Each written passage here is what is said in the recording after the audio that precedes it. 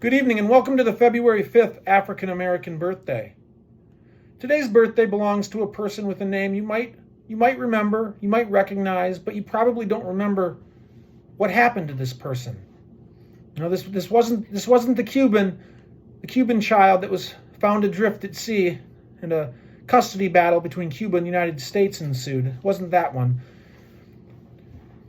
This is a Floridian who was born on February 5th, 1995 in Miami, Florida. And he died on the 26th of February 2012 in Sanford, Florida. His name is Trayvon Martin. On February 26, 2012, Trayvon Martin was killed by George Zimmerman. George Zimmerman, an Hispanic of 28 years, and Trayvon Martin, an African American of 17 years. By way of Florida's Stand Your Ground law from 2005, this happened in 2012, and a neighborhood watch program that allowed citizens to appoint themselves to monitor their neighborhoods, George Zimmerman, from his car at night, a little bit of rain in the air, saw a 17-year-old man who he later told 911 dispatch appeared to be a black man wearing a hoodie, black hoodie, who he thought looked to be, and I'm quoting now, up to no good. He's on drugs or something. It's raining and he is walking around looking about. That man was 17-year-old Trayvon Martin. Trayvon was visiting his father in a gated community and was walking back from a 7-Eleven after buying Skittles and an iced tea, wearing a hoodie in the rain. The 911 dispatch told Mr. Zimmerman he did not need to follow Trayvon after the 911 dispatch asked Mr. Zimmerman if he was. They were going to send a patrol unit to the area. Out of the great concern for his community, Mr. Zimmerman claims that after his call ended with the 911 dispatch, he was concerned that the police would not be able to locate the location. So he parked his car and went on foot between the buildings in the gated community on a sidewalk looking for street signs. We will not hear Trayvon's side of the story because as Mr. Zimmerman recounts, it was 17-year-old Trayvon, the black man wearing a hoodie in the rain in the gated community. It was 17-year-old Trayvon who attacked him as they wrestled to the ground, and Trayvon knocked Mr. Zimmerman's head into the concrete, bloodying Mr. Zimmerman's scalp. Out of fear for his life and the 7 years of confidence from Florida's Stand Your Ground law, a law that allows those who feel a reasonable threat or death or bodily injury to meet that force with force. Mr. Zimmerman had his Kel-Tec PF9 9mm pistol to save his life and did what he felt was reasonable. He shot and killed Trayvon. Trayvon is not here to tell his story, but we can imagine. Neighbors saw people wrestling about in the yard.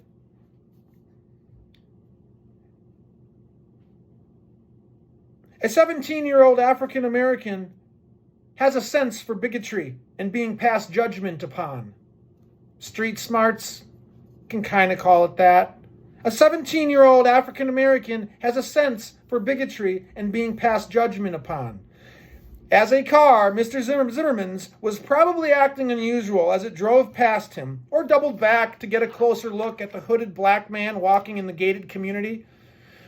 Trayvon Martin's father's fiancée, Alicia Stanley, owned a townhouse here, and perhaps Trayvon felt blessed and slightly privileged for once in his life, as his father, Tracy Martin, was a truck driver.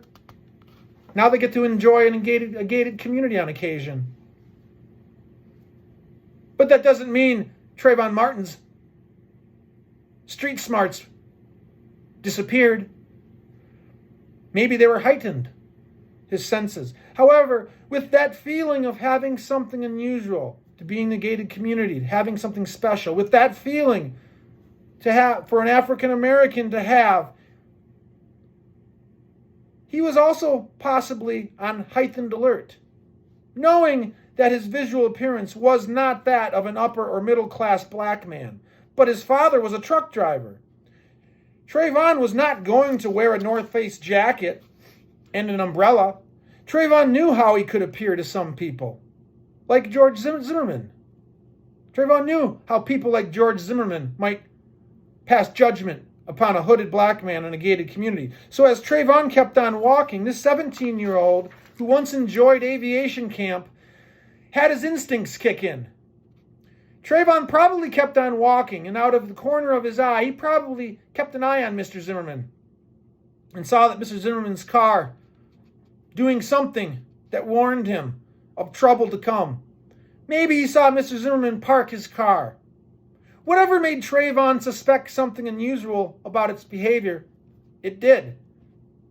Maybe the car doubled back and followed Trayvon, and now it's stopping. And in a gated community of his father's fiancée, a little nervous, perhaps Trayvon did not go running back to Daddy's fiancée's townhouse. Trayvon stood his ground. And instead of being afraid, he waited. Maybe in the shadows next to the building. We don't know for sure. Trayvon's not here to tell us, but we can imagine. And we can only imagine that with his Skittles and iced tea, he watched this bigot come looking for him. Because Trayvon was wearing his hoodie in the rain. A black man in a gated community. And as it should not be a surprise, his father, a truck driver, who sleeps in truck stops at night, Trayvon waited, perhaps, and then, because we will never know the truth, he confronted Mr. Zimmerman. Was he going to run? Should Trayvon have stopped in his tracks when he immediately suspected someone thought he was a criminal? Should he just stop there as soon as he noticed this car that was obviously maybe had an interest in him? Should he have just stopped and waited 5 minutes? Stood right there? Should he have done that? Perhaps in the end it would have changed the circumstances. But Trayvon wants to be a free man. Trayvon kept on walking as a free man. And if Trayvon had kept walking as a free man, what would have George done?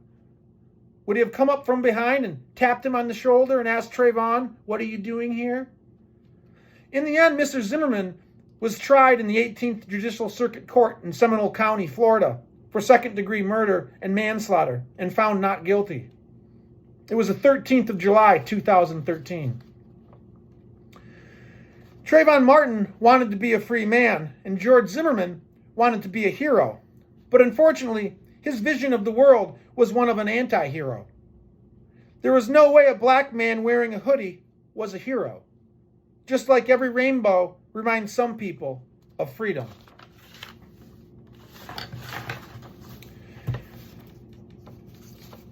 Mr. Zimmerman has left us his life. You can go visit Trayvon at Dade Memorial Park, at his grave. In the end, Trayvon's life is a cost of doing business. Handing over policing to anyone who sees the world as the hero Mr. Zimmerman sees it. Big Brother protecting us from his vision versus freedom. Citizen police who turn their sirens on when their instincts kick in.